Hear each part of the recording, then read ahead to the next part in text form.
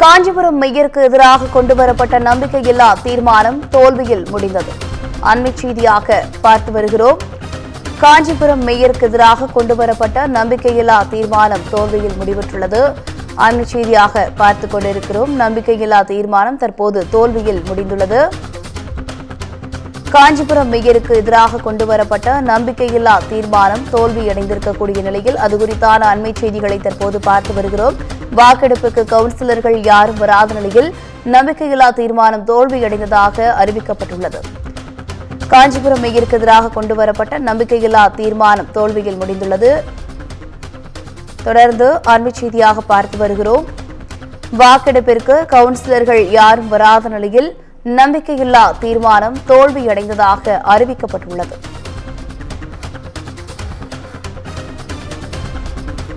காஞ்சிபுரம் மேயருக்கு எதிராக கொண்டுவரப்பட்ட நம்பிக்கையில்லா தீர்மானம் தோல்வியடைந்துள்ளது. வாக்கெடுப்பிற்கு கவுன்சிலர்கள் யாரும் வராத நிலையில் நம்பிக்கையில்லா தீர்மானம் தோல்வியடைந்ததாக அறிவிப்பு வெளியிடப்பட்டுள்ளது.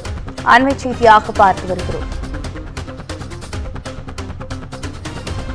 கூடுதல் விவரங்களோடு இணைகிறார் செய்தியாளர் பூபாலன். வணக்கம் பூபாலன், செய்தி குறித்தான விவரங்கள் என்ன? வணக்கம் சாரா. காஞ்சிபுரம் மாநகராட்சியில் மொத்தம் 51 வார்டுகள் செயல்பட்டு வருகிறது. இந்த 51 வார்டுகளில் எவ்வித அடிப்படை பணிகளும் செய்யாமல் மேயர் காலம் தாழ்த்தி வருவதாக கூறி மாமன்ற உறுப்பினர்கள் 35 பேர் அவர் மீது நம்பிக்கையில்லா தீர்மானம் கொண்டு வர வேண்டும் என்று மாவட்ட ஆட்சியர் மனு அளித்ததின் பெயரில் இன்று நம்பிக்கையில்லா தீர்மானம் கொண்டு வருவதற்கான வாக்கெடுப்பானது நடைபெற நிலையில் நேற்று தினம் எதிர்ப்பு கவுன்சிலர் 22 பேர் சுற்றுலா சென்றிருப்பதால் அதுவும் மட்டுமல்லாமல் ஆதரவு கவுன்சிலர்களும் மற்றும் உள்ள காஞ்சிபுரம் மாவட்டத்தில் உள்ள மாமன்ற உறுப்பினர்களும் எவரும் இந்த தீர்மான நம்பிக்கையில்லா தீர்மானம் கொண்டு வருவதற்கான வாக்கெடுப்பிற்கு யாரும் வரவில்லை.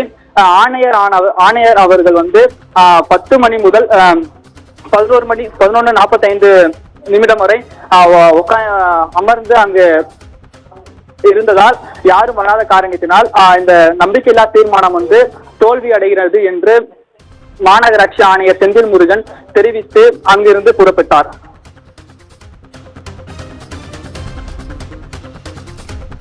விவரங்களுக்கு நன்றி பூபாலன். நம்பிக்கையில்லா தீர்மானம் தொடர்பாக 33 பேர் மனு கொடுத்தாங்க.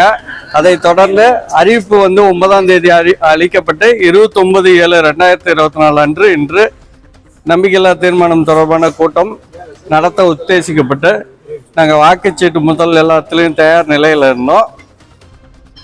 எந்த மாமன்ற உறுப்பினர்களும் வராததால், கோரம் இல்லாததால் நம்பிக்கையில்லா தீர்மானம் வெற்றி பெறவில்லை.